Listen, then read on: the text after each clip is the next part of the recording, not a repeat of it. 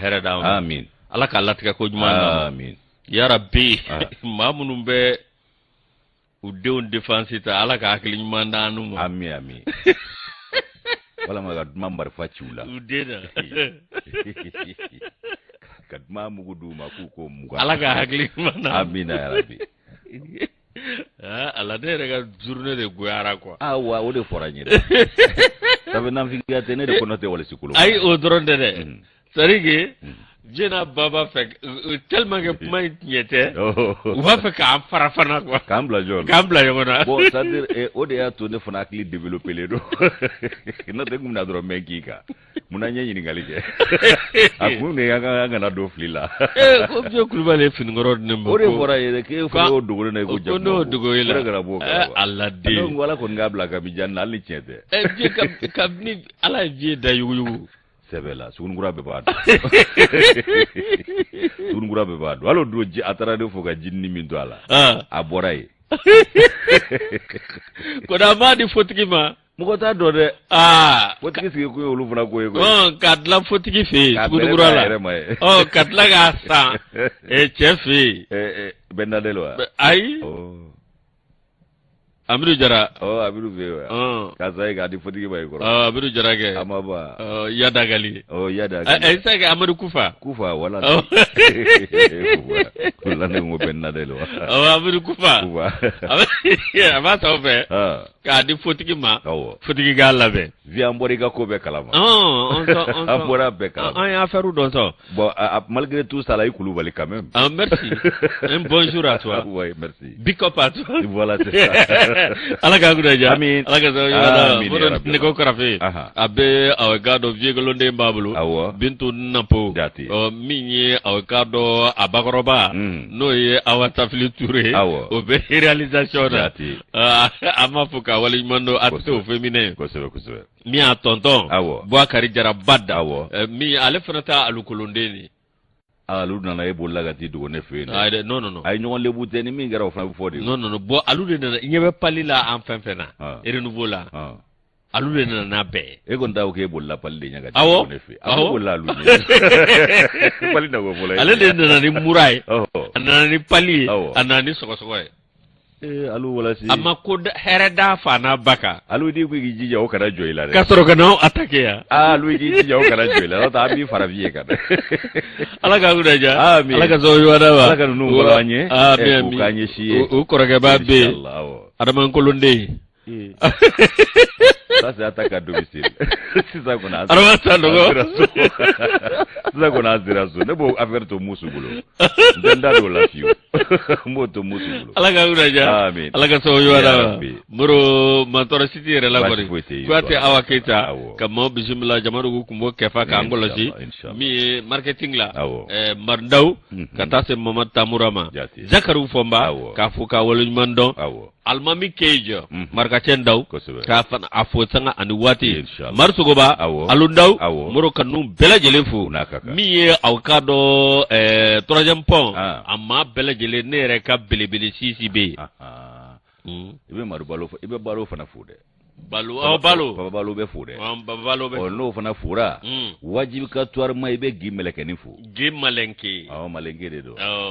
Malenke ne kun n'anw sigiɲɔgɔn kɛra Mɛlɛkɛ ye nka an y'an diya dɛ ani DJ Plaisir oui ala k'a kunna ja sɔn mantɔrɔ si tɛ la baasi foyi tɛ o kuma Isu baasi kɔni t'i yɛrɛ la ba ni denmisɛnw ka kɛnɛ alhamdulilayi o kuma an sigi kun ye kunnafoni ko ye n'o tuma sera anw bɛ i k'a dɔ fara ɲɔgɔn kan ka Jabaru Masa Tanu k'a barikada ale min ye dugu janw kɛnɛma ɲɛna so fila masa mana tanu rasulu bɛ wale ɲuman dɔ k'a barikada nɛɛma ni kisi b'a ma Yesu ala k'o jidiya kan k'an masaw fo k'u barikada ni k'u wale ɲuman dɔn sara de t'an bolo ka di olu ma an tɛ se k'u sara yɛrɛ fana o kɔni b'an fɛ an b'o ɲɛsin u ma sanga ni waati an tɛ sɛgɛn an tɛ ɲina hali bisa ala k'u bolo k'an siw jɛ an kɔrɔ ka banakɔrɔw basi ka jiri kɛ lafiyaw la o kumana min ye i k'a dɔn k'a fɔ foyi kan'u sɔrɔ min b'u tɔɔrɔ tun minnu bɛ tiɲɛ so badabada dali ala ka nɔgɔya olu n'an ka banbaatɔw bɛɛ lajɛlen ɲɛ kanubaa jama ka fɔ k'u ka bisimila faso kɔnɔ ani faso kɔ kan fɛn fɛn kulo ɲɛgɛlɛ jɔnen ni fɛn fɛn ɲamadalen don k'u bisimila ala k'a ko bɛɛ lajɛlen nɔgɔya u bolo k'a lase ko ɲuman nɔgɔya anw ye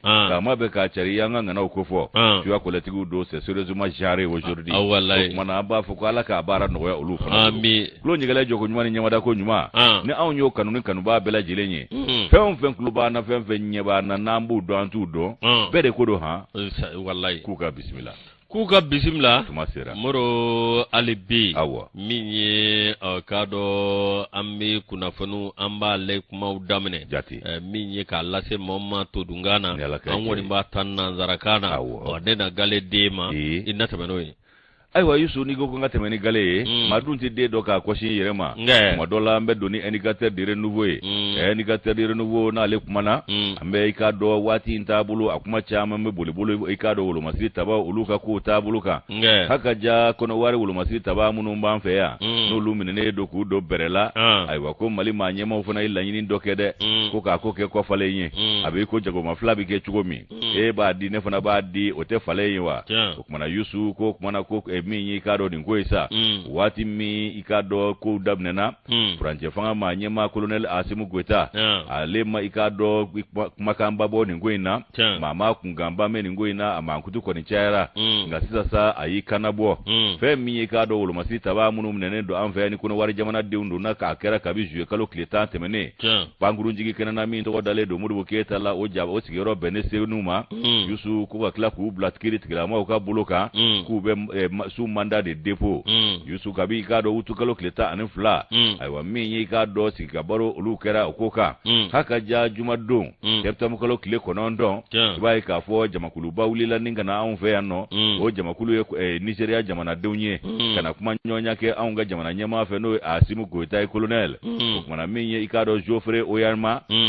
Oyama ale ikado ka fo ministry mimbe Nigeria jamana no jamana ni jamana wore cha ko nyanya na bo ale na ka jamakulu de wula ku sogo doni kana Asimu Gweta fe okumana kana sigika kuma ko luboloda hakilina mini kado okerasa abela jile bulla ni wulu masita ba nunga ko kanga kuma min donala ode ka fo ko anga ke falenye ko fale mimbike ko minyi kado okuma ode fora Nigeria jamana nyama jamakulu nye ningata yusu ko wati mi kono warbi kala nyini ke ko ka wulu masita ba obela jile bla hakaja fe mi kado ka fo ani kado fe minumbe koni ulu koni minenedo koko ulu do berela minye ikado ka fo kono wari re konnala ibai ka fo ko akuma uchara wa yanfuna akuma uchara uchuko kilena be minye ikado ka fo manyema uye mali manyema ko ulu ye ikado la nyini doke ko ka konkoro wari tayinye kwe o la nyini be mun ko fo mandat d'arrêt international awonye nominani ikado ka fo ablanga jamana de do ko munu jabala benedo kono wari ma mana ko la nyini kono wari mi da do la ko jabi be minye do ko isa ode nana blani ngola kuma na kwa abeke ikado ko falenye abeke ikado falenye ani nyonche fem minye ikado ni ko isa yusu ko kuno wari jamana olu kele doka aunga jamana mau bismillah mamunu ni nominani buko ko lu bismillah fe no munu mbembe ga jamana black house ya tamaye wa ube jabala de kuno wari ko kembe ko lu bismillah ninka usutura ko atanga dauka kada oka o minye ikado yasa ningo mi mvle niye nyeka soro Allah ai wako wati kundala jangera ko mana wala nyini kera o majabi akaja wala sango nyesoro mali fana ila nyini minge sisa kafara kono wari ka maumine ne ufana ila nyini ko guka mau kanabla mali manyema ufana ga la nyini ye jumenye na manya ko kanabla ko kuma ko obeke ko obe wale ya refana o kasura amfana ila nyini folo minge no yi ka do anga politiki ma cholo le unye katusi kono wari uru fana bise ga di au machugo mi sabu kirika nomine bu ko mandat d'arrêt international ko fana bise ga dama chugo mina daka do fana na colonel Asimu Gweta yi kangoro tanini maisi abana ukasigi kuma konna la mi ngara juma don septam ko kile konondo baflani mwani flasana yusu Nigeria jamana delegation bando Geoffrey anyama aleo manyemae ko anya fochugo mi uka jamana ministry do yale mi uka jamana ni jamana were ko nyaw nyana bo okuna kacha mambulla fe jumenga anani ikado aka jamana nyema ka kuna funi ndi no ye Muhammadu Buhari ko de ikado la nyini ke ko kana ikado delike ikado Asimin Krefe to mi na kuna wari jamana de munumbi no ye wulu masiri tabawiye binani konondon kundo sababla no ye musolakaw ye maya ani jigi ni hake gashi o kama ko kuma na yusu ko minye o kuma nungon naye o be vole ko ba colonel Asimu Goita ale ya ngani ya jira sakui ako ya sa ikado ku ka wolo masiri tabato binani woro insoro o kuma na an muna ga politiki ma cholole munumbe ufe ni banda bo ulu ko ku fona ku jija ko de amanga ke fale abana Jue kalo okletan temene ko ni mabi woro binani ni konondo olu kumine na ai wakwato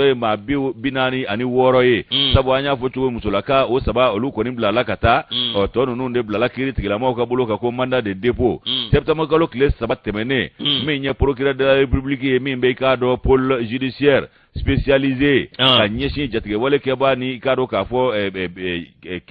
ke wale jugu ke ba mereo olu ka tabulo ma hakka jami be anga danje ko fo ko criminalité et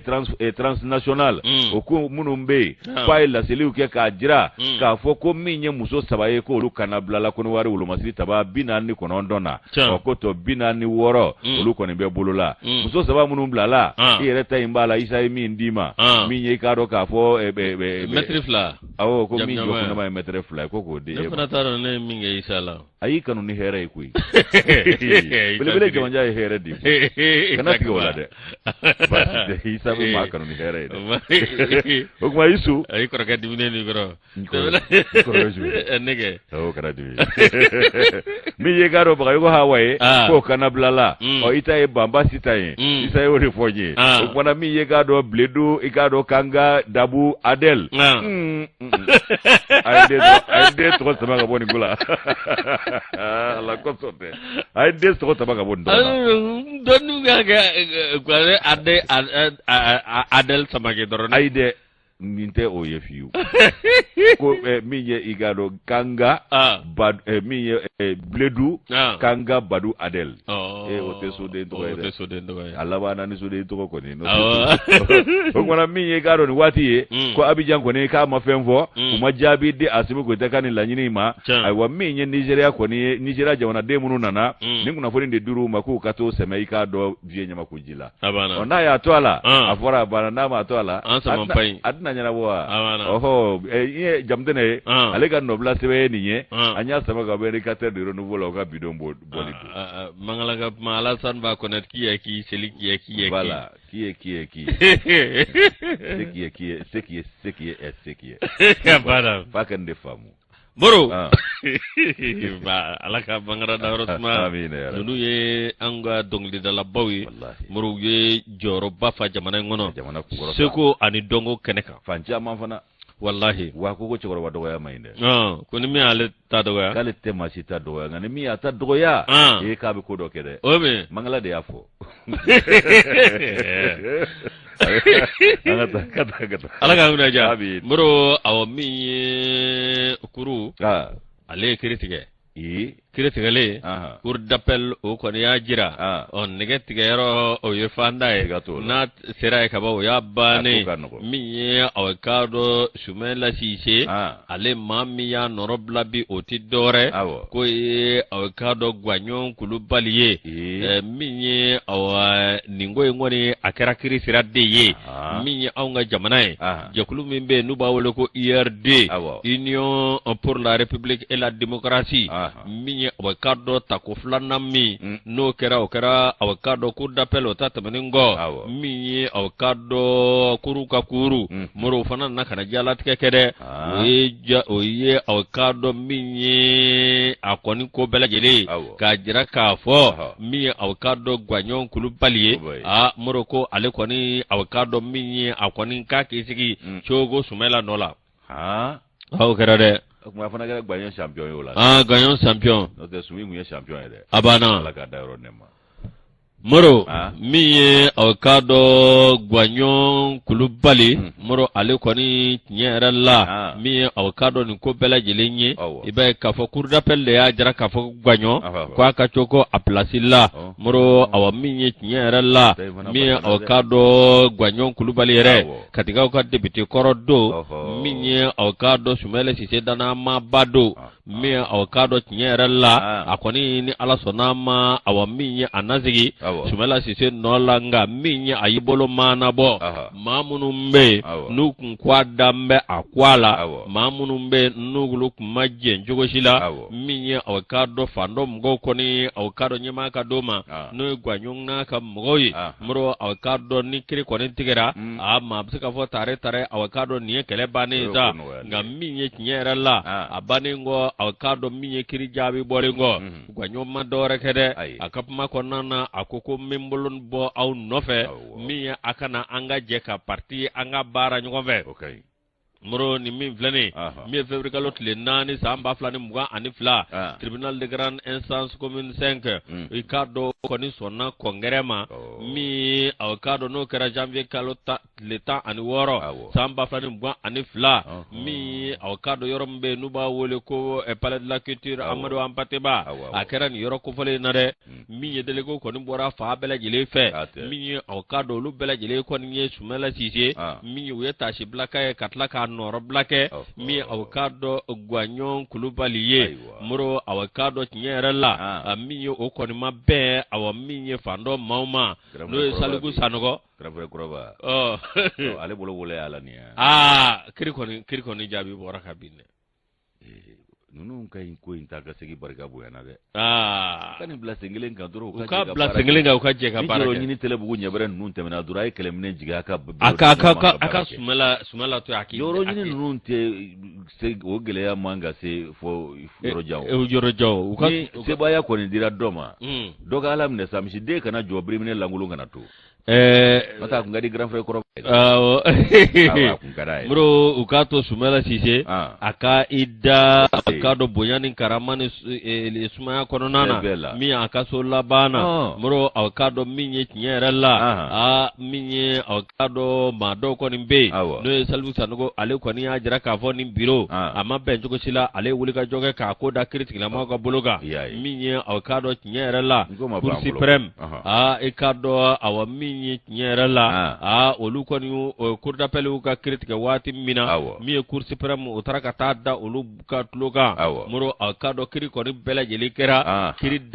kiri jara gwanyon kulubali anaka mo bela jelela to ba jara ka fo mi ningo koni awakado nyerella kunda ba wulilelo mi akoni amtuka fo awami akoba nabi ni fami ngoni blara critique la mo ka bologa no luwe critique chuko mi bela jeli ka ga tugo jabi ko mi awakado gwanyon kulubali anano ngamau muro olu koni ya jira ka fo awami alibi ambolo mana bo au nofe ambele jele kana duba kono ninga jeka duba ka koko bari ninga duba ka mamu no IRD mi awakado nyerella fasri baka fola mi hikado IRD ibaye ka fo nyerella yerde duba mi nude de bela jele kangi matrafa kono nude bela jele kanga koke ko mimbato awakado nyerella mi awakado jakulu numse ka faranyanga jogo mina wa mi nyerella ye gwanyon kulubale ko ayeni wele mimbla ko yelma analamewa yelma awakado una tuga ko wa akoko ni misina mi awakado nyerella mi ko gwanyon kwa kanga ko suko bela jileke miye ka barake je kulubse ka faranyanga tuko mina ka barake yorde era kulubse ka jo tuko mina miye awakado tinyera la ma munu be nolo keme ko mabobi bela jilebse ka sege duba kono tuko mina rusu sisiko nyale ka fasiri anyabo alternance kono oka alamne oka jesa oka to ni jabi nunu oka be oka note ka foko ni ko bane folowa abe balane na koyi malikiri ta ga seginti bande atibane dobi so doti so dobi ta ibdama kasi ubise ga ko ga kurai o ngandu ya bisi basa ga desa ga be ala ne terike be ndo ani do tamsir maiga uka dama tuka di tamsir ma kuma reka bapi abana abana ale yerde ayerde do Yusu mbe ikado challenger ta challenger ni ale tasa mi ikado ya saka anga ntiko no ye kurango ye ko tabulu kulodo ninga adonni ana cherni ko bela jele ke ko noye ikado ko mali ye juru soro koy be wade o ye juru do awna kata se sefa war miliyari sheki ani million ke meduru bo nyongo ma Yusu ikado mali o soro abina do ntiko o dafe no ye kurango ye haka ja mi ikado ni fenyeza mali ikado ko ayeni jurusa juru insorola bang wari bondo ba krefe no ebe wade a miliyari sheki ani ka do million ke meduru bonyongo obina do kurango tabulu la ngani ke bela jile kera bengango no benga mini ka do kafo o kera kabi ka do baflani mugani kele o novembre kalo kleta ani kono nton akera lome o evo togo fa bala no lome aywa mali gouvernement aleni ka do kafo bangi bayini nyonche no ye banko West African de Development no malasuru ya BOAD Yusu ko kuma na ko ni musaka ko kuma abatri la kabo keneka kabulo no bla kula kasoro ka bara ubuluda bara buluda le osogolo chugo fana nyana ninga ta no e projet o kuma na usona ikado kasabi ndilima Yusu mi nyi kado ko réseau électrique mi no ye anga indi baraka idaba no société énergie du Mali SA Yusu iba ka foko ale ko ni ka ko de beni ale ka ko de ni ekwe ya saka do fara le fangaka ubisega ndi do ni chugo mi ninga klaka wenja ni nyonche bika do beki tasoro o baraka no ya ubulo koni juruin takunye o bara ubulo dali ministre ka jereba mi mike araba do fe septamo kalo klewolo fla temene ba fla ni mugani kile sa olu jerani ka do bara bulo dali kono sebo olu tabulo ye o kuma ya jira ministre la no yanga ministre mi mbanga jamana ni jamana wera kunya unyana bo yale ke hakilina utaka ukasoro ka bulo no blauke ka o benga ka cementia a benga cementia leko ay wa mi ye bara bulo dali nye amusaka o de bina bo ka o de bina boni na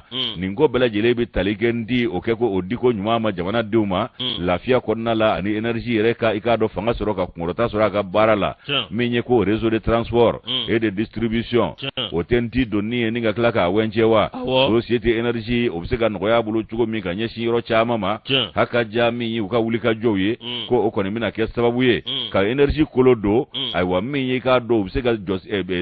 yoro sigisigi abi fomunu mako postu de transformation o mi mesra koro gado ko dona faro barkaka ani lafiata dona faroka wa minye bateri ufana ye no yika do olubenti chari njugo nyuma ko sabati o na ko olufana na blaika do ni yoro nunu na ani ko ba minye posu ye ana blaye no badala bugu balenge kalaba kati kita ko jalani ani lafia bugu ko ni bebi tasoro yasa ikado barab siganya o kuma na ko baro olufana baro bulodale do ko mun fana bina ke tuguni ga farani bela jeleka ko abina ke ikado ka fonti kuran juru yere ka do dugu jukoro ninga ta na e fa seoro la abe fo mi ma ko ikado ko électrique fo mi nye ligne électrique souterraine o kablu o mi mina ko la o bela jele fukai aluminium ore bina do dugu jukoro ka achari sirauka aka maula soro o fana te abane de fibre optique ko bina ke lafiya bugu an Dar Salam olu franjela o sira molo bofe e ko fibre optique fara bina kino ni bebe ikado ni na fulu muguina wa ala amba fosa ko ala ka do adanyuma fe kama hakli mo ni ma nyuma bla abarala chogo mina akana ke majo karasi aga ke travail karasi o yaunga do wi ka fara ko ka o kuma ni ko min vle klo la kibaro dumando ya nanye kai bro ala ngo yoro anya bo challenger ka ngo yoro on tale on ne kuranyi ni titibu ara ko fe ko sebe on ne poto warbo ka waru fara jongo wo bikeo abe poto ta abe ku wala zo be kura sama be transport sigala be kura o mawe ware min bode energie rebe kata ni fil doye ani poto doye o kura nga bone mawka je fara ngata o de kanyum faranyonga kunye bolo lamine de yani dodo che kasinga ta afana ya mawo gla ya no kasinga ta poto turu berega ko so ko fete onyo ana medica mate interdit au moins de 18 ans ibo bona faraga ibo de bona faraga to batoma awabli attention ay mana frodmande anya attention mais au moins de 18 ans ma moro ndoake abafe kan shudo kanyana mato bonya dunga inde isaka ba ni mai bonya ibe bonya barga dadi nga bonya dade me boya dugune mande abe boya je boya dugune mande boya dugune abe mase ngoma bamba du seledo seledo jongo ala tara ka bo no ke ba fe gamla sa sira laran jata lahabi ai na siro ro ba bi magoto ala kana ko na siro ma abi magoto ala ka nguna ja amin indicateur de renouveau amba l'état agence nationale de sécurité routière anagère awanyema kura usman maiga bro alle koni awaminye arabado utkalot l'état anin wolon vla minye wona kanale vla awakado anazer anyema yala direction générale de l'agence national de sécurité routière muro sirabagan kasara minye awkado munu wulimbe ningu jija wala sa obseka dabla chikomi ilma obseka doya katmani bela jeleka kado awani baraka yoro atwaye ko anazer madam dumbia jaje sako alede kunyenye maye ale ko wulila ninga joro di usman maiga awajuma don minye kalot le ko nondo samba flani mga ane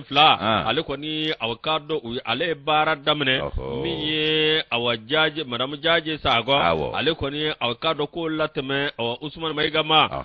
moro miye awakado ni min flene be ka fo awa ministère de transport et des infrastructures moro akam map mbe miye awakado jaje sago ale mata wati mina aye fole anitani awakado miye nyere la moro akera ikado awa miye anikado miye nyerala dili faram mande ani abaraka nyon kuna farali minge muro akado miye nyerala jaje abib majibi kolokolo ka kana muro akonde ajira ka fo mi adama la mamim lara anola do Usman Maiga akado nyerala ana abajo rofa bo akado ay joro cha manga jamana ngono bela jele bodo aye ngorota soro ni ro bela jele la miye akado awa nyerala aye foli ani tanni aw lase barakela bela jelema mi awkado mramdum ya jaje sako katlaka ya fadilike barakela bela jelema na dombe minga shila ayesa nama minga ni yoro ko folena ko bela jeleka ya fa alema jenyo ya ka gele ya fa be dunya gashi abana mro mi awkado directeur général mi mboray akone ko sugo bela jeleke mi awkado nyerala anazera awkado mi abtanye chukumina siraban kasara ubinu wa jamana ko chukumina muro awkado aye foli ke kala se mamunun demenai mi awkado de directeur général duru olumunu nye nyanzoro ni yoroina muro awkado Mamadou Kone mi awkado ani madam awasila ani Mamadou Sirigi Konate kata se madam jaje sakoma muro awkado mi directeur kura ayo foli ani tanni ayo lase numbela jelema kono lup make kanya ale tunani yoroin zoroin goy muro awkado luka wulika jo anuka chesri odato anazer ay bidon zoroy muro no temena ka boy ni ma ko foli yere ikado awalana koy Maiga Usman Maiga moro mi awkado ingénieur de construction civile ayoke ayo de ke école nationale des ingénieurs ENI Bamako enfer ENI tumbia na tumbia ensibu kumbe akunga chane moro mi awkado ni ma ko fele samga ayoke awkado anga administration barala no anga furba chala kadam na 2001 fo awa 2022 moro awkado 2001 folo mi aker DG anazerni ko division développement de transport direction nationale de transport mi awkado 2002 moro akara chef section transport routier et ferroviaire Jaji Djougule Bambaye. Oui, Bambaye, oui. 2005, mi au cadre chef section transport maritime fluvial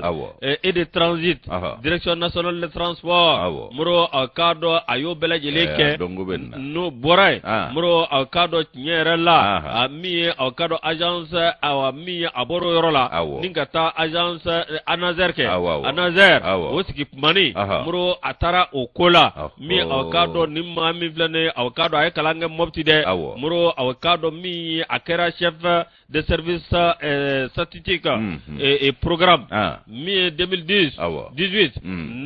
Hamburgoka Awakado Cheba, Muro Awakado Cercle de Douanza, Muro Conseil technique ministère des transports de désenclavement, Muro Awakado Note Menakabwe, à travers ministère des transports là et des mobilités urbaines, au Bolengoy, ministère des transports et des infrastructures.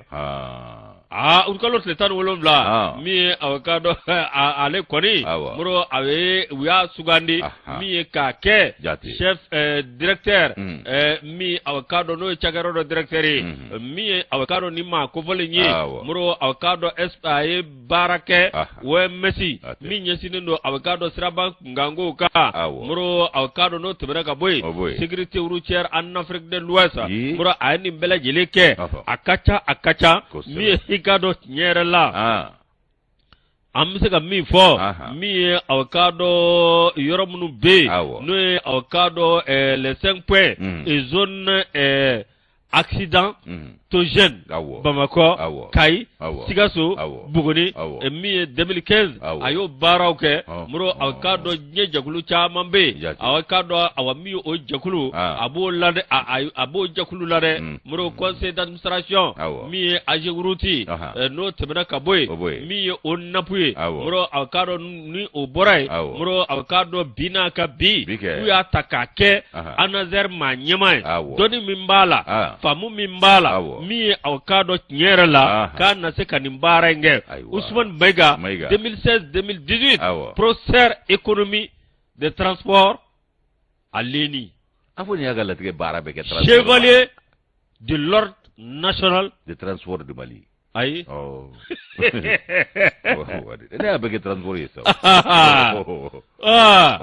Moro ayo bela jeleke mi binaka bi uflane kata ninka ke anager o manyemai aba dongola ne Ousmane Mega anager alaka awa tafanga di amina ya rabbi alaka ini baraka ngonga be kuma koloma yoro wallahi note alna fanga diri baragelo mbu bolo du kona mayne yu kona jiye nga ire fona ikutu damana ikutu dambe wallahi ikutu dambe do de bato ufana bi wala wallahi note kono nunga cha Seu Gamara mi avocado communication anazer ale avocado nimfasiri indicateur la maiga ibigaso na manya ibolo na anyani ibolo ote balona na manya ibolo de bisega bala obede bisega bala note amada na chugo minata jongo ala ale kala tige bara be kara transport yi ma inde kunye wale fana ke transport ya wallahi kalami ay kalami ke transport la mana dowa mana te dana yo glaga daga jango faram na clip be jamana jekulu mi ni yo fo ka bo fana na obekete wa ani OMS organisation mondiale de la santé mi nyetindo kasarauma abo jekulu la abana aba dongolani makala no ni doninga bo be mallago wa malla drube akacha were madilika ba nga adola wulo malle tisuluma abana sabu nakira fasira balmasra limanasra c'était que lu do ma de cheni ne be gola ala kangna yusu arc-en-ciel mbaleta ni arc-en-ciel ta ikado kuna foni mi bambulo sa mali la nyini wereke o la nyini o te ikado jamana de munu be kuno wari sinde farafina ere tomba no uyaye kaka kanyangeli gulika bwanga ndado lube mi nyini bi ne ma do lube ni ko re to lukono ali faranzi mu yu matigi amata wulia akapanguru tigana yuyabe munkono ate on joko keleke fo anjela ki kila bo en ba odeka mais mi fina tilki ministre de affaires étrangères ma cikino no France ministre des affaires étrangères o fana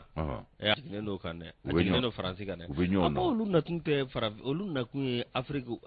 ambe baraka au tafla antafla lute colonisation horonyala yere wulu yani clinique nana take bafani cliché u yekelunya ko France betla ka fo ko lu na todo ko lu ni jamana wara ko lu na todo farafina ta ngono ma ako farafina ta France ta jogo fo kabi ala farafina dango no te ulu bulowa wallahi an gono blalde nige tula ala yo kuma de se aseto la manen ba koroni so bi pali batigi foroko ceri te fuyi amalla de mo ale dona no fe mo be biti ale de dona CEDEAO la fo Alassane ne yo papier ke ko gel des avoirs de Mali ma financement na Mali la embargo be ke ambassadeur be do frontière be datu matla ka daele wa ala kamadu na jaro ko ambassadeur ko nana ita do ko bana ko taga chafaga klailaw abana Alassane ya do saka ata ingacha Yusu ikado arc-en-ciel na leta Mali la nyini minge ko Union Africaine ga ka jangili wuli ga bwanga ka sabuke munye kibai ka fo awnyen no babwo ukala nyinuna on no ba mi mboru ukala nyinuna ibai ka fo ko jekulu mi mfana sigile no ango fraje fanga utabulu kolosili kama no ikado groupe de suivi de soutien de la transition o mi mvle ni ikado luye jereke a jereke ra lome aywa ukara do ko njante mene o chamanchela e do ko temene chamanchela sake la nyini minge Mali fe o kene kae ka da igado jinyama kuloka o de ko min nye farafina tomba ya kembe ga nyangili min da an kun kaka wuli ka bwan kuna o yanga la nyini abana fe mi ka do Mali akani la nyini gara ga beni tarata do septembre ko kle woro akara togo fa bala no elome min nye sanction o kuma no ye nyangili no dale no an kun ga sabuke ko fanga d'Afrique ko sigoro ma flakara nga jamana ko no wulu masri tabawu fe o kuma Yusu ibai ka fo ko fanga d'Afrique folo ku ye nyangili utaka an segere utu kalo okletani sheki minye kado ba fulani mugan sai o temenengo aywa ku klala kana ye ka foko minye kado Mali ko franje fanga ko fanga d'Afrique kura kera o konnala o du ni biche o fana d'Afrique ko fulana ni biche ibai ka foko para belebele kera nyeta kula nyeta mimba ukala nyini ko fono ko siwili ukasegi fanga la fanga ka sega chuko korola o ko para belebele kera o la kabande franje fanga maufe kambe akilila kununge ko minye kado siwili ukasegi fanga la ko nyangili famba kunyo oye kanyeshi auma aywa ko minye Mali yere awu ko nyenyini nga ulube nyina mingo ko jamana ilabla la jadi mawe sanjuli ko chaman chiende do akere ka do gule illa kana ko nasra fe ka politiki gule ya wiye ola kallaba ka gule ya chaman wero soro haka ja ko den na wulo fanga d'Afrique kola o fanga d'Afrique mingara utukalo ba fulani mugasa aywa ko sange samvla madafa ko fanga d'Afrique were kera ya saka la cleaning ka nyeshi français fanga o tabuluma o ko o wati ulasa ibaye nyangilu de taraka on segere ka bo fa bela jilefe minye jiye tomba wi ulu ye nyangiluta farajela ton ulu farala nyonga no ye ikaro ka fo ani anyere ka klibi fe jamana ambe tongele mununa ulu farala nyonga ka jiye ma nyekin ka ke aunga beka nyangilita ko pembere aungu nga aunya donita ni ala doni o mangiri ka sabuke munye ko min ye gado ka fo CEDEAO o ya ka nyangili daunku min ye farafina tomba UA no Union Africaine o fana ya ka igado nyangili daunku yimu ya ta faraoka kata se faranzima ani faraja jamana to ulu farala faranzika ka do falife kuruna ba fulani mugansa kwa onye fanga d'Afrique ko ye gashiye Yusu ibai ka fo ko fanga d'Afrique flana na yo kono no kera colonel ya jira ka fo wonna ko misideni mokago na sarakele nye beni yere soro ba fulani mugani kele sa mana ko ikado ko fanga d'Afrique flana mingera ko konin kara fundeni on ni jiya mache ko ke fundeni yanga ulo masiri tabawo ni jiya mache ko no kololo se jamana yerema haka ja ulu ikado la nyini mununge uklala ka ikado la nyini wera uke foka na ko ke ikado bengele na oyera la ka jira ka foko kala tawo bina labe ninka beni fevrier kalo ba flani mugani nani natai o mi mfora o kera sede oklola ki waru dumanye ulu yuka nyangili o wuli ka bwanga na fuloko srafe ulu kunwe mi pembera kabi janvier ba fulani mugani flasa o gouvernement mimba anguna mi watila olu fana illa nyini ge na manya ku kala nyini na onye para jange kata nyefe o kuma na ko minye ka do ko fana ka jate mineke uku ka nyangile wuli ka bwa nguna be minye ka do sede o ya tawuli imwa ubese fosola afana du wajiwele ka tawuli wa minyanga ikado chejaye Abdoulaye Diop Chejaye fa de gouvernement Abdoulaye Diop ani ministre de l'économie et des finances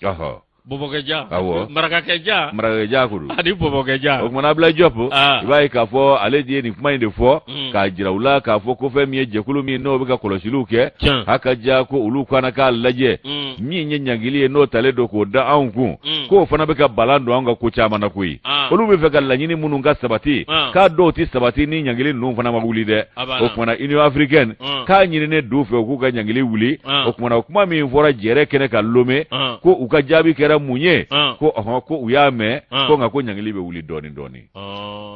ko doni na yujia LD ni ale ka nobla seba nya bo arkansel kono ka bidon boli do yusu gabona do wala ko ne seka ale kube abla job ke Union Africaine au secrétaire général non ala kada anto fe anu ya kai dro akmada biba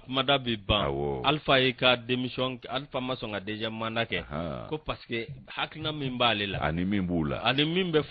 farafina président ku tekele kale seka barange sabu isu tapuka dongli binan yoro ni la ko mali denjugu be mali ba kono ngu hakili be larabu ni tuabu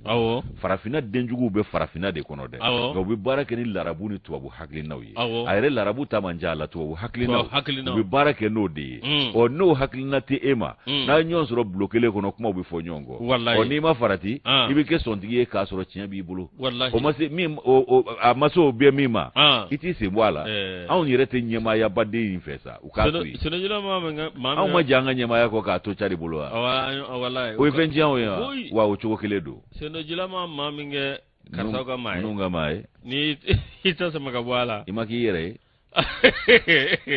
sona Octobre am nyon soro bangidatu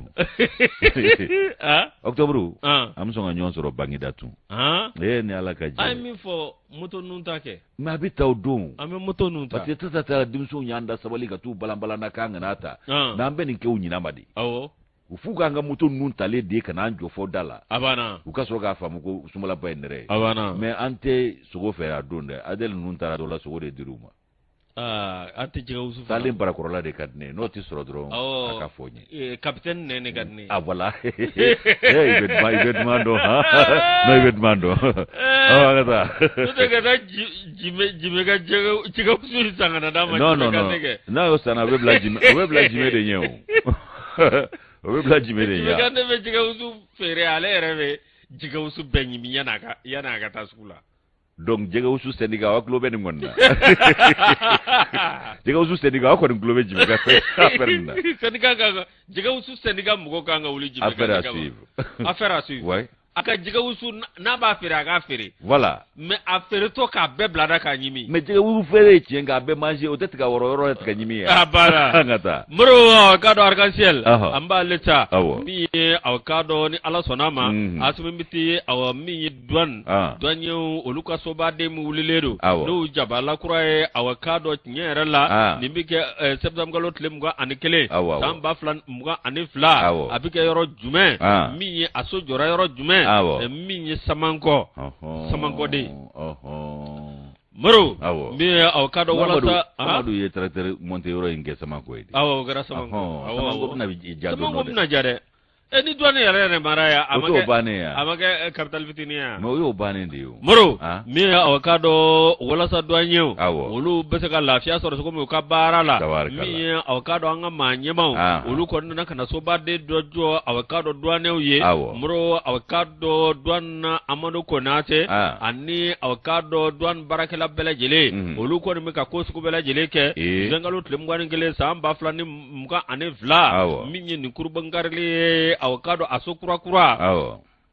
o ko bela jele ataleno ka di manye jamana manye mama no asumu ko tai muro avocado immeuble mi vlane ko abeta bureau keme ani bureau bidoro ni fla mi avocado ani parking bele ba ko ni bela jele la benedu mi yorom ba kono muro awa direction mi flane mi direction des renseignements, enquête douanière, direction de contrôle, moro awani de document temena, munu mbesika sikalike, direction de facilitation, au cadre et partenariat avec les entreprises, direction des ressources humaines, des finances et du matériel, direction informatique et statistique, direction des réglementations, du contentieux et des relations internationales, direction de planification et programme vérification. Moro num bele jele bike akonana mi awani yoro kofolena mi awkado ire ika madam be do fati iniki gishe inigi moro gishe inigi o fana ba yoro kofolena mi awkado moblu ka de doy mai moro awkado ani expertise technique moro obike moro awkado ni yoro mi flene yere la ko yoro baddu koy mi ni ala sonama mi amadu konate ani awkado douane ma nyama olu ko na wulika josugo bela jeleke mi asimu goita na tara ni kurbon karla ka bismillah kanya wa yoro yi awkado akake yoro mi na beke awkado jamana bela jele mi awkado o mago mi nyaro mina no tabra ka boy yera la aw madoka fola ko so ngoni nyana ga mi asira da karfelona bro mamunu be ukallaje awkado kasira da fela ko mono bo ikatlaka awasira yere fanan labe ko no kera bro ko ona bara nogoya duani o bolo wa ikado ana wulika jon nogoya mamunu beta uka awa mamunu duani o olube baraka nyanfe jati Obma Amadou Siribe ni ale ka fasiriye donna ni asimbita akanata iliko la sine ba fa kata bateau de la sine ya de bateau titaya bateau mu bateau ngopma de kerasa mais jalaki ma bi fado ma jalaki bi asimu ka ta to aéroport la ka tara panguruna bona tara bateau na fana pma de mais to akata o fana na ta tuko mi mana asimu jate tatia obma de ya fa bon edu be gare dalam ma fo ne dalam ne ku yemu ko tara panguruna aéroport la fade o ma fo abara mente fa gata panguruna si fo bateau donna agata jagli jakti amba fo ne ala gaje ka abla jakti ka fo muro ka mi Ousmane Seck Traoré amba fo ka wala nyman don ka fulla se igado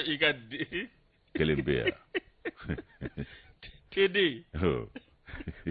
Tede. Tede joy. Tuman jarak. Koroa. Wai ka jara kulu bakari. Boni vle douane uka cité ministérielle de direction de Dailel. Cité ministérielle de direction. Direction betara nyol soroyo. Avara. Ote cité ministérielle de direction de douanier. Avara. Maba. Kaptania Diallo. Muro alebe besila. Muro amba foka wala nyman don. Olu be awakado minyi nara fukata se banamba o furaje nu na la kolosi la douane na. Ma ya Diallo. Capitaine ya Diallo, capitaine la douane. Amba foka wala nyman no. Barakalla. Aywa yuso anyerebe folike kuma ba akli jigi ikado aljidan chef Umar Bari ale fana yankanu ba bay jemu gainte temaka ambala me kusebe yusu ambale fo ka major gani kante ga folike kenen ganya